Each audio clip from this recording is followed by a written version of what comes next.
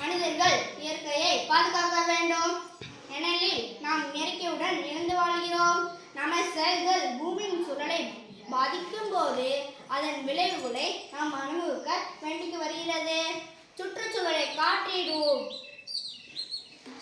Plastic குப்பைகளை சரியாக நீர் விதித்தால், மரக்கன்றுகள் நடுதல், மீண்டும் பயன்படுத்தக்கூடிய பொருட்களை உகவு வைத்தால், நீர் மற்றும் மின்சாரத்தை மிச்சப்படுத்துதல், பிளாஸ்டிக் போன்ற பொருட்களின் பயன்பாட்டை குறைத்தல்.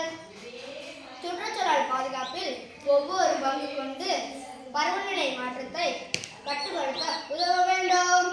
மழைநீரே உயிரின் ஆதாரம், மனிதனால் அதுக்குண்டாவது சேதாரம். நோயற்ற வாழ்வே குறைவற்ற செல்வம், அதற்கு தேவை சுற்றுச்சூழல் பாதுகாப்பு. சுவர் இருந்தால்தான் சித்திரம், சுற்றுப்புற தூய்மைந்தால் நாம் வாழும் பத்திரம். பிளாஸ்டிக் பையை தவிர்ப்போம், துணிப்பையை தூக்க தயங்குவோம்.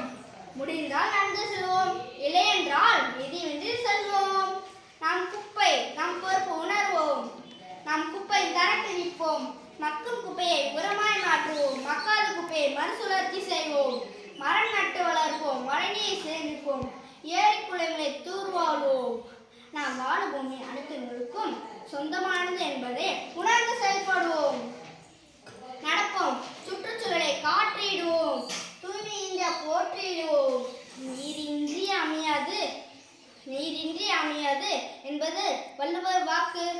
ஓட்டுவதற்கு கார் இன்றி உயிர் வாழலாம், ஆனால் குடிப்பதற்கு நீர் இன்றி உயிர் வாழ முடியாது. செலவழிக்க காசு இல்லை என்றால் சம்பாதிக்கலாம், சுவாசிக்க காற்று இல்லை என்றால் நம் கதிதான் என்ன? நம் தாத்தர்கள் சுதந்திரத்துக்காக போராடினார்கள். நம் அப்பார்கள் உணவுக்காக போராடினார்கள்.